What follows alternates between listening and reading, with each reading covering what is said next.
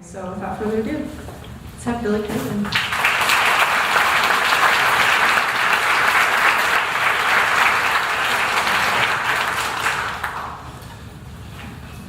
Hey Billy, how you doing? All right, so this is gonna be a little intimate Q&A as we have one microphone. We'll make it work. So before we start, we've got a quick video provided by Billy, and thanks again for donating posters, man. That was awesome. Hope you all enjoy it. And if you need frames and stuff like that, I think, do you provide framing services?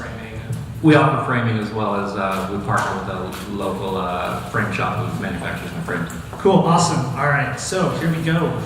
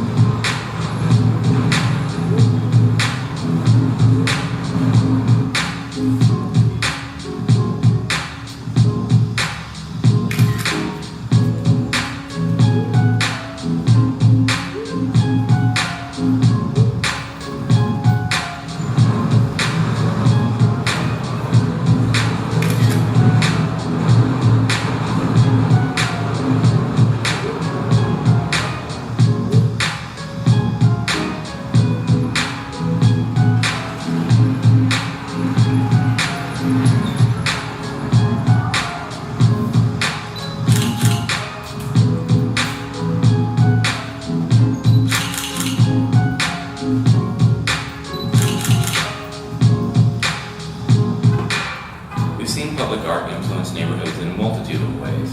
Colorful murals painted over boarded up windows, illegal billboards, or derelict property shows that a community lives here.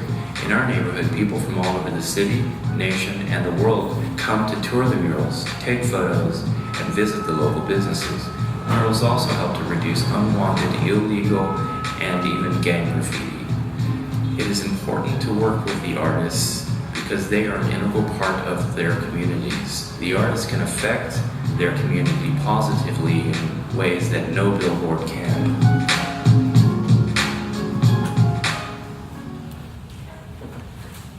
Sweet. So we'll go back to some of the stuff that we saw in that video. First question is, what is Gallerie F? How did it start and all that? Yeah. Well, I started Gallerie F with at that time a partner. The goal was to create a venue that was open full-time to fans of printmaking and supporters of local street art and or graffiti. Since then, we're now dedicated to being open 7 days a week. We have regular events, and we are try to be pretty active with and supportive of the local community and just fans of printmaking, affordable art, people who really love local street artists. A few of them you saw in the slideshow. Cool. Where did you get the name Gallerie F? Well, the F was the studio that I was printing out of. It was just the first letter of. Awesome. So, are you from Chicago? No, I'm not. My wife is from Chicago. We actually met decades ago in Honolulu while I was living there. And before I moved to Chicago 9.5 years ago, we were having a baby, and we just thought it was better to have the baby closer to the family. Oh, right on, cool. Well, I'm sorry you had to go from Honolulu to Chicago, but you know, for the sake of love, that's awesome. So what brought you to, I know you said you started out as a screen printer, you are also an artist. What was the evolution like to eventually become a gallery owner where now you're like hawking other people's art? Well, I realized that the galleries that were like galleries that I would enjoy being in, whether as a consumer or as an artist, didn't really exist in Chicago. So, you know, if there isn't a venue to go to, you probably have to do something about it. And the best way to do that is basically to open one. Yeah, that's awesome. And I'm seeing more of that where street art is becoming more mainstream, and there's more of a desire to have that, to have art like that in your home, in your apartment. And so, yeah, it's really awesome that there are venues like yours that provide, you know, those kind of products to us. So, so again, back to you do your own. Oh, before I forget, you actually have 2 galleries, right, inside Gallerie F? Yeah. We were in the old location for about 4.5 years ago. Just over 6 months ago, we moved across the street from where we were at. And part of the, well, one for space, we essentially got double the space and a large basement. And so I subdivided the basement and built out a smaller, more intimate gallery where we could focus on things that were, you know, more illustrator-oriented or collage-oriented, a different side of the art that we had previously been able to show on the main floor. The main floor is quite noisy, quite loud, a lot of big bright colors and lots of bodies when we have openings. But you know, we created a real small downstairs gallery, some vintage or vintage-inspired furniture. It's more, and you know, there's like record players. There was a cassette deck, but it died. So we're getting a new cassette deck, and there'll be video cassettes and stuff like that. So it's meant to be more of a chill little crib. And we have, you know, like yesterday, someone scared the crap out of me because they were like in the basement playing chess for like an hour. I'm like, oh my God, where'd you come from? You know, people like really get involved with the downstairs gallery because it's a very, you know, it's a very intimate situation down there. Affectionately called FU. Yeah, or Gallerie F underground, not FU. So going back to your some of the art that you've done a little bit of screen printing. What's your experience been like that? Are you still actively screen print? What's up with that? Well, I started screen printing when my daughter was brand new, so just around 8 years ago, just out of necessity, because I've always wanted to create artwork, but I've been too self-critical of my drawing abilities or inabilities and painting and so on. So screen printing was just something that I had done many, many years ago, dabbled with mostly through the use of stencils in the high school era of my life. But I've always been attracted to like vintage illustrations, magazine ads, and you know, photographic plates. I just like the old school, like analog, hands-on, and you know, aesthetic of older advertisements. So I've you know, found it a very important part of my screen printing, integrating old magazines. You know. Cool. So no HP desk jet prints going on there. No, I probably wouldn't know how to print it that way. I'm not very technologically inclined. Awesome. So let's go back to some of the murals that we saw in the video, and we'll just go through them really quickly. I screen captured like all of them in the video. Just give a little bit more detail as to what we're seeing, where they're located, and stuff like that. So this first one, tell me a little bit about. Guache was visiting last summer from Bogota. He was actually doing a around-the-world trip, and he had reached out to me to let me know that he was coming to town, and he wanted to have some assistance finding walls. I really love his, you know, his indigenous art. He integrates a lot of like people native to where he's from, and there are always like spiritual and components of his art, like corn and stuff like that, and the bright colors. And it was just something that was beautiful, especially for that wall that was across the street from the gallery. Sweet. So then you said he was from Bogota? Yeah. He still is from Bogota, but Awesome. And so the next one is a lot more local. Tell me. Scent Rock, he's a local artist we've been working with since he moved here from Phoenix. He has these bird masks that, or other animal masks that are always a part of his characters. Usually they're younger people. This was something that he had created on a restaurant not far from us. It's only visible from the train. I think I've seen that along the blue line, right? Yeah, and it was making the statement about water and life. Another piece that you could see from the blue line train. Yeah, Greetings from was touring. He's based out of New York. Greetings from was touring the U.S. in a mobile home, and Amuse 126 had reached out to me and introduced me to the Greetings from Victor. And Victor's goal was to drive his mobile home to every state in the U.S. and do a mural that's representative of many of the popular cities in each state. Some states only got one mural, some got a number of murals.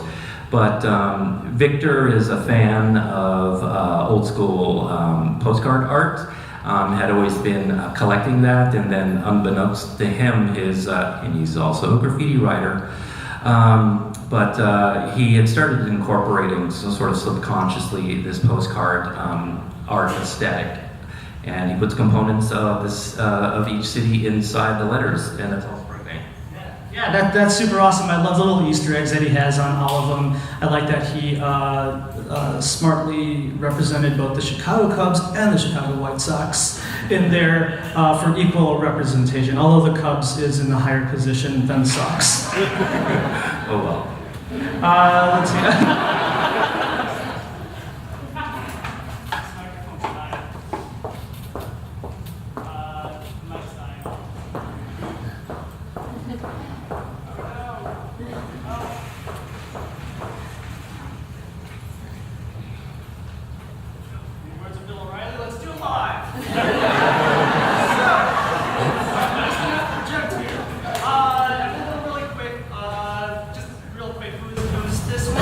That's Ely.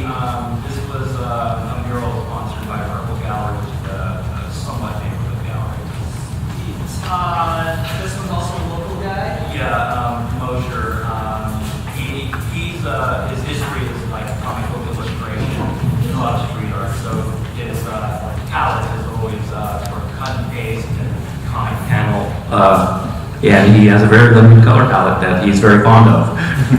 Sweet. And I just, we have like one bar left. Wing it. Okay. This one I remember seeing downtown along Ohio. Yeah, block 2 west of the Rockwell McDonald's. It's Andrew Grice and Jason Rivera. Andrew Grice is an extremely talented illustrator and printmaker. He does a lot of printing for the gallery as well as for himself. And that, I believe, is his first ever outdoor painting. He collaborated with Jason Rivera, and he just dropped everybody's jaw because everyone is only familiar with his drawings, which are usually about this big, and then he just went balls out and humongous and things that are not in his normal color palette. Yeah, it's amazing. I love the pink just really popping off that teal turquoise color. And for anyone that's ever used a spray can, it's like a blunt object. It's like using an axe to perform surgery. So in order to get that kind of detail and skill level, it's really amazing. Even going back to Mosher's thing, it looks like someone just designed that off of a computer and is using vector programs to make it. But no, this is all done by hand, stencils, and so so that's just some of the amazing things about street art mural. Let's go real quick.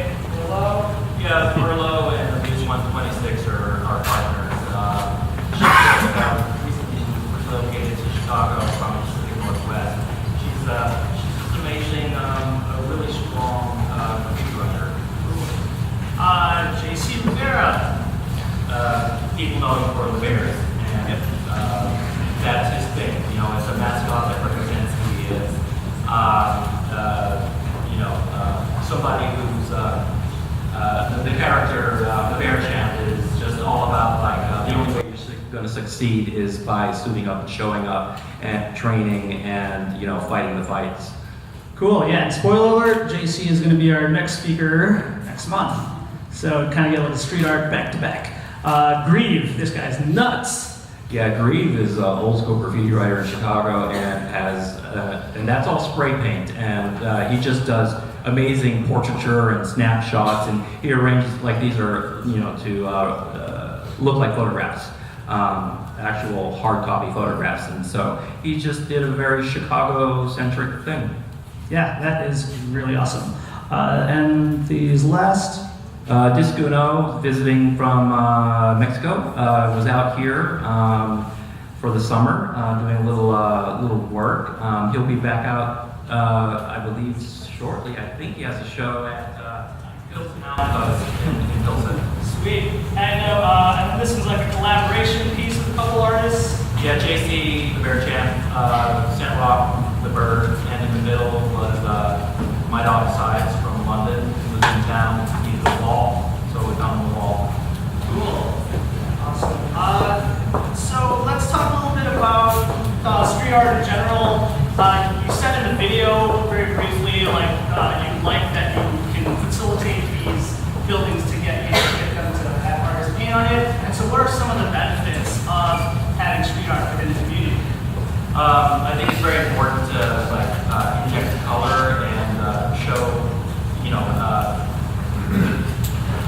to me it's much better to, instead of a board up or illegal advertisements for products, which are weak-facing throughout the city that typically let slide because they're like, oh, it's an advertisement for a multinational brand, it must be legal. But, you know, to me, all these weak-faced advertisements are just as illegal as unsanctioned graffiti. So, to address situations like very early on when I moved here, you know, obviously there are great many board ups, broken windows, and illegal advertisements, and my guerrilla sort of approach was to reach out to the property owners, have permission to work with local artists to paint the mural to beautify that little stretch of land. And all of these properties that throughout Logan Square, especially that helped facilitate murals, were all properties that were consistently getting, you know, gangbang graffiti and stuff like that, names advertising, you know, who they're representing. So, you know, this is just my answer. It's like, you know, I work very hard to do things that are very community friendly. My artists that I work with, the artists that I work with, know that everything that they install has to not be political in one way or another, because they twist that, and it's very important to, you know, integrate color stuff. Cool. Thank you. Yeah, I believe I have read articles where they do say that neighborhoods do benefit greatly from the art. And like you said, it's not pleasing when you see rundown stuff. You know, take a look at what's happening in Detroit. It's starting to look a lot better now, with bringing in a lot of street artists from all over the world to help basically just make things a lot prettier. So the theme for this month is serendipity. And one of the things that I love as a fan of street art is, you know, just like the guys in the video, walking down the street and seeing a brand new piece of art, or coming on the train and seeing something that wasn't there just yesterday. In your experience, have you run into something, or like, what are some of your best experiences in regards to street art, whether it's like a one-on-one with someone or discovering like a new artist or something like that? Well, best experiences is just what I live every day. The opportunity to work with artists. I have people, I'm open 7 days a week, 11 a.m. to 6 p.m., and that's not a plug. But every day I talk to people that walk in the door, and on any given day, at least half the people are visiting from outside of the U.S. You know, not just outside of the neighborhood, but like on the other side of the globe. So my first customer that walked in yesterday, she was visiting from Sao Paulo, you know, and the very next customer was visiting from London, you know, and so if I wasn't there, you know, given the opportunity to open the gallery, and also which, you the street art, public mural facilitation all sort of happened serendipitously. I wouldn't know this. I've always worked in retail, and I was accustomed to being in a retail environment and meeting people from all over the world. But in the gallery, especially in Logan Square, and I talk to these people, and they're very, these tourists especially are very smart about traveling. They Google things like public art, street art, free museum, free art gallery. So these people come to our neighborhoods, and many tours happen, and the gallery can be used as a meetup spot for walking tours and stuff like that. This was nothing I expected or anticipated, and it's just happened on its own, so to speak. That's awesome. Cool. So as far as this place now that is becoming established and becoming a tourist attraction, what is some of the things that you guys are doing to be a part of that art community? I know you guys are doing like a drawing event every month. Can you tell me a little bit about that? Just before we moved from our old location, my director, Laura, and I both said that, look, we're coming up on 5 years. It's a pretty important time. The things that we want to see, that we both agreed that we want to do, is to give back to the community, especially to the artists. So, we do things like once a month we sponsor a drawing event, which we call Draw, Draw, Draw. It's a Saturday night. We open up the gallery, we set up tables, we invite a bunch of artists, and the first dozen artists that RSVP, we save them a seat and a table space. Anything that they sell, they keep 100% of the proceeds, so we're not doing this to make a buck. We're doing it just to give back, and we do little things that we can that we feel affect our community in a positive light. Sweet. Yeah, I've attended a couple of those. Those are always really fun. Now let's take it back to some screen printers that have stuff in your gallery. Who are some of those guys? And what is it about like the particular people that you picked to showcase in there? For the most part, the printmakers are established and have a great, long-standing following for the most part. We have printmakers.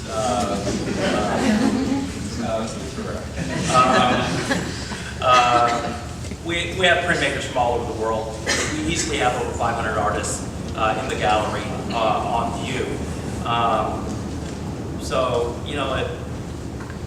There really is no rhyme or reason for why we have a screen printer or screen printmaker in the gallery, other than we believe that there are people in the community who may be a fan of said artist or may just enjoy the subject matter, and it's affordable. Yeah, definitely. Screen printing is the nice medium between affordability and then also handcrafted art, as opposed to someone running stuff through a laser printer and selling it that way, or just doing like a whole mass production of something. So yeah, I definitely do see the appeal of that. We're going to move pretty quickly here now. I understand that you have a show going on later today. Yeah, we gotta go and finish hanging. We have a show that opens. We typically have at least 2 shows a month because we have the downstairs space and the upstairs space. Cool. Tonight is, for the most part, 16 by 20 inch paintings by local artists, all doing renditions of their favorite movie. What's the typical price range for? And this is all original art, right? Or paintings and? The vast majority of it is. There are a couple of artists who, are designers and not painters. So, like, what do they usually run for? An original painting can, be a couple $100 to $1,000. Yeah. So what if I go there and I see something and I really have to have it, but I just can't afford it at the moment? Well, we do offer an installment payment. You don't need to have a big, black card. Sweet, So sweet. you can pay in nickels and dimes. Will there be movie-enhancing refreshments at the? There be cookies, bubbly. Okay. Within the art and design world, there's a lot of overlap. So one of the things I love about Gallerie F is that it brings all these niche categories together. You got screen printers, you got illustrators, you got zine writers and artists, graphic designers and street artists. You even had a booth at C2E2 at the Chicago Comic and Entertainment Expo. What's your customer base like? Are they all nerds like me? I think we're all nerds in one way or another. There are people who are hardcore print collectors, and there are people who just like walk into the gallery and like, oh, that's the bear, and that's cool. The reason that I opened the gallery was so that these people could meet and mingle, and then I just wanted to get away from the elitist gallery sort of environment. There are more people like me who just want to look at something and relate to it, and are not fond of the institutional art that is whittled down through the generations that's unapproachable. So, we have a very broad demographic of nerds. Is there any experiences where you had someone who kind of just walked in the gallery, wasn't even really big on art, found something they really loved, and then ended up becoming a repeat customer? Yeah, that happens all the time. It just happens all the time. People come in for no reason. They may have been noshing at something at the coffee shop across the street, and then they're just walking down, and because my doors are always open, they'll dip in, maybe just to get out of the rain. But they'll come in and see something, and then we're there to, offer guidance or talk to people. That was always, first rule of retail was like talk to people. It's not about what you're selling other than yourself. So. Because we're open and accessible, people, quite many times just accidentally become like avid hardcore followers. Yeah, that's awesome. And it's a nice gateway because, like you said earlier, you could buy original paintings for hundreds, thousands of dollars, but you could walk into Gallerie F, you could get something like $5 or $10, for little things. Which leads me to my next question. What's up with this pin craze, man? I don't know. I fought it as long as I could, and people love pins, and it's great, showing your flair. A lot of times these pins will, basically say the things that you're not brave enough to say out loud. Yes. So speaking of fighting the trend, so when are you going to start carrying fidget spinners? It's in the works. Artist editions. No. So writing down in this Q&A, and again, just so you know, we're going to open it up to the floor, so if you guys have questions, you'll be able to ask. So my last couple of questions now is, what's your advice for people, for artists that want to break into the art world, that dabble in art, and they want to see, hey, can I actually sell this? Is this sellable? I'm not good at selling or hawking my stuff. Can I have you sell it for me? What would your advice be to those guys? If I'm in the middle of an opening, I've got 300 people standing there wanting to buy stuff off me, don't talk to me about your portfolio. Every show somebody does that. Know when it's appropriate to talk to somebody that works there. Actually, I remember, I was fortunate enough to have a piece in one of Matthew Hoffman's shows a while back, and I emailed you, just a cold email, and then you told me, hey, go ask Matt.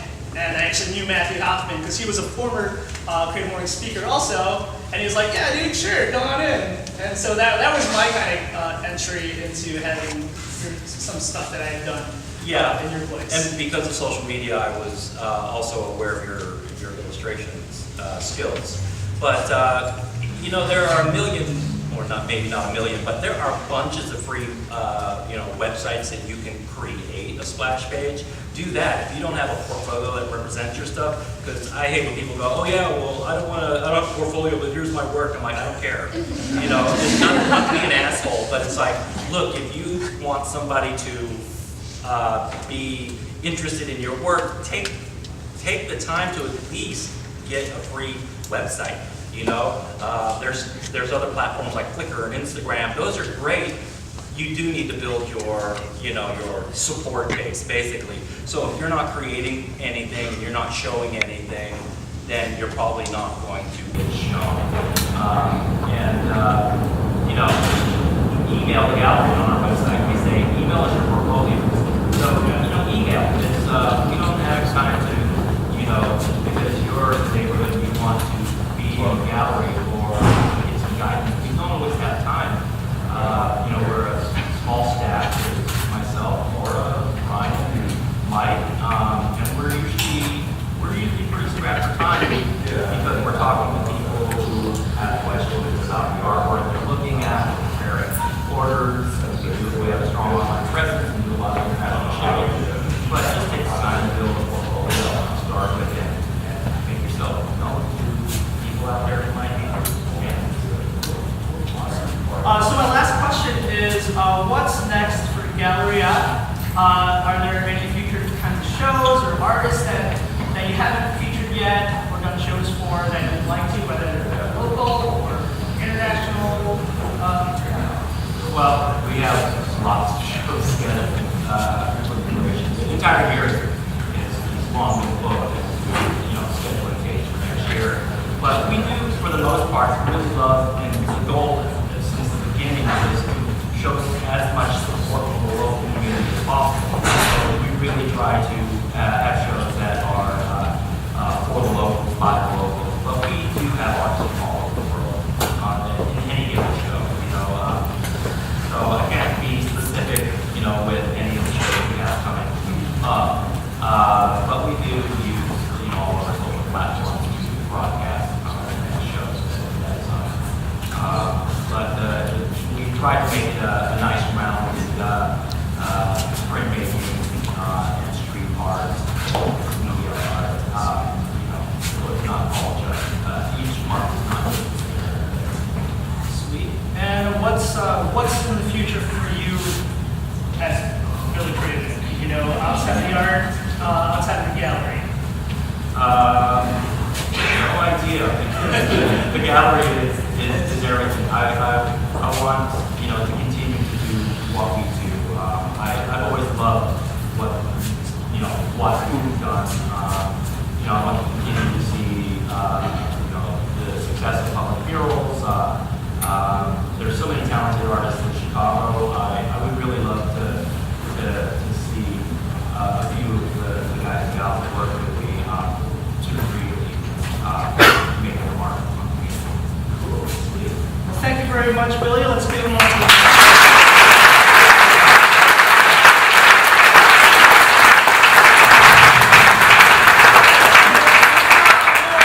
You guys, if you have a question, just raise your hand and yeah, whatever you got for Billy. So this lady right over here. You mentioned being impressed by tourists that came into your gallery and they use their internet and social resources to find you.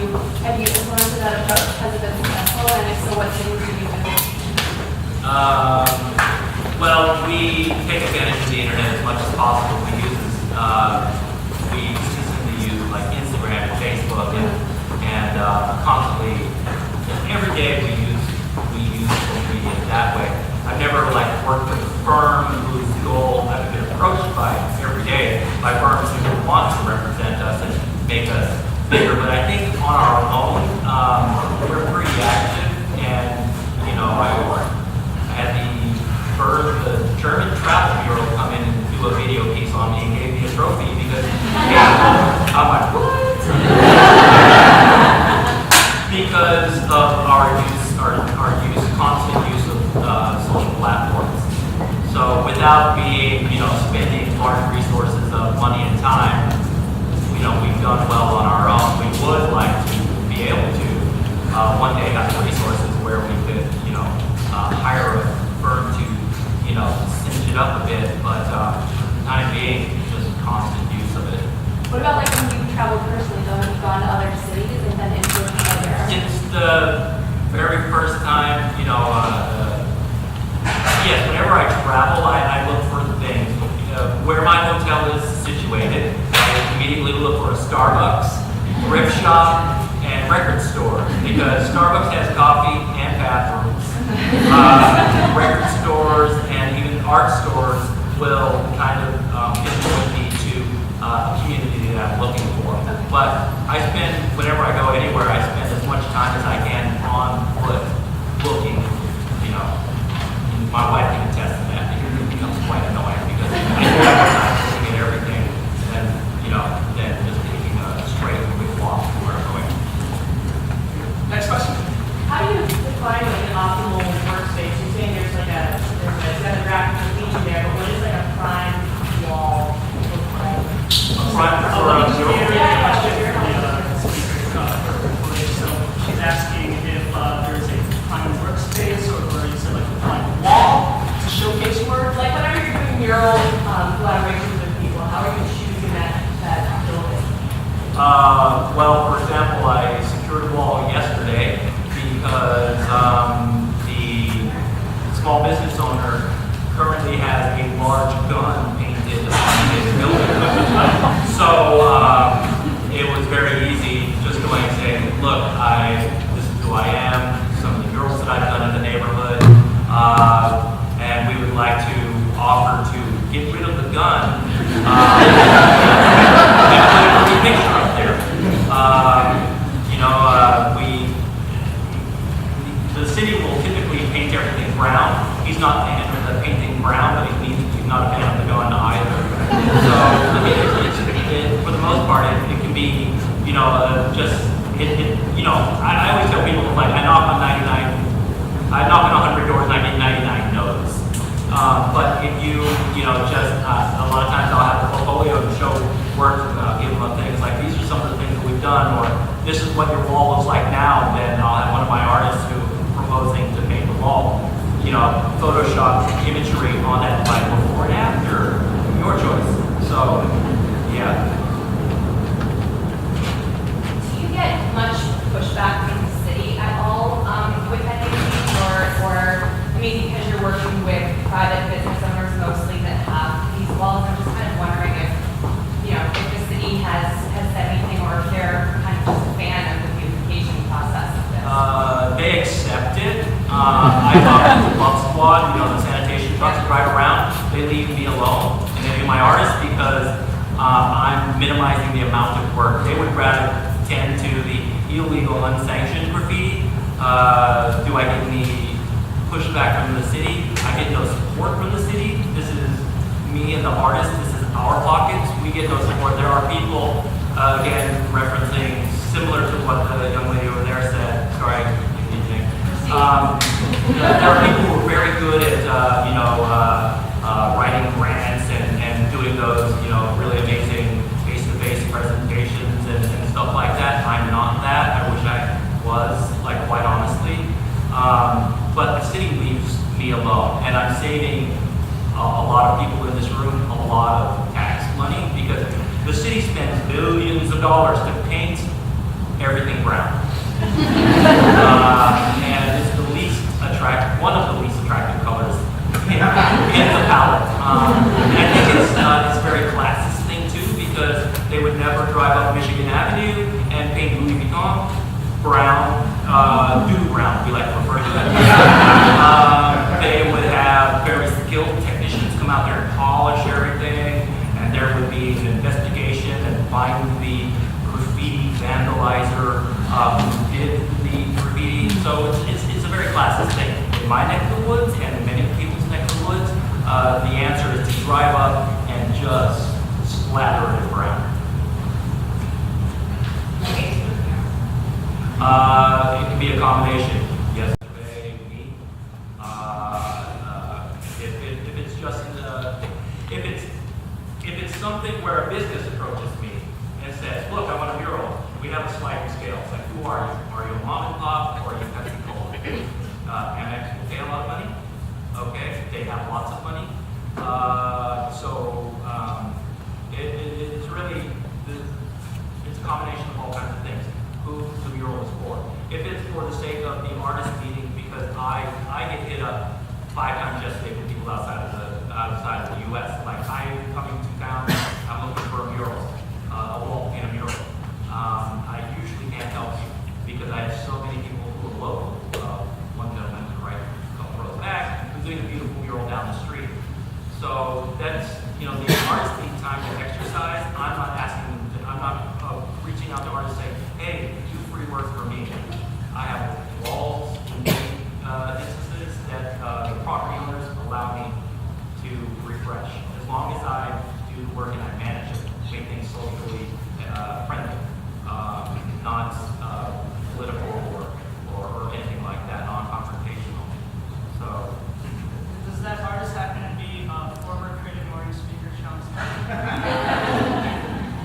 Awesome. Bad Sean. Yes. Awesome. I just wanted to reiterate just how close-knit the CreativeMornings family is, and how we get people who spoke here that have stuff that have worked with you, and I just wanted to call that out. That's awesome. One more question. Yes, lady in the back. You mentioned that a lot of these murals are coming out of pocket from you and the artists, and that a lot of these artists are reaching out to you, traveling to the city. Do these murals, do the artists actually profit from creating them, or is this just kind of like getting the word out and then they make money in a different way? It's a combination of a lot of things. In many cases, artists are getting paid, i.e. Jason Rivera, who is next. He's painting murals for Gallerie F this mornings. He's been asked by many local and national and even international brands, for paid gigs. Had I not given him his first wall 5 years ago, he most likely would not be in the position he's in on a beach right now, drinking rum. I thank you later in the day. But I'm a sort of the middleman. I'm a facilitator. When brands or businesses are looking for artists to commission artists, they come to me just because I'm, because of social media, I'm kind of well known, or the gallery is well known in that aspect. So, it's give and take. In some cases, the artists just want to paint. They've been locked in all winter, the horrible Chicago winters, and can't paint outdoors for much of the year. So everyone wants to be out and paint. Our goal is not gain revenue for the artists, but our goal is to help them gain revenue. And you have to give and take. But I do not enjoy when a national brand or somebody with deep pockets says, "Oh, but this would be great exposure for you." It's not great exposure for me or the artist. So that part of the culture needs to change, because I know that the person who's doing the marketing for the brand that cannot be disclosed at this current juncture in time, I know they're getting paid. They're not doing it for exposure. So give a kickback. Well, thank you very much, Billy.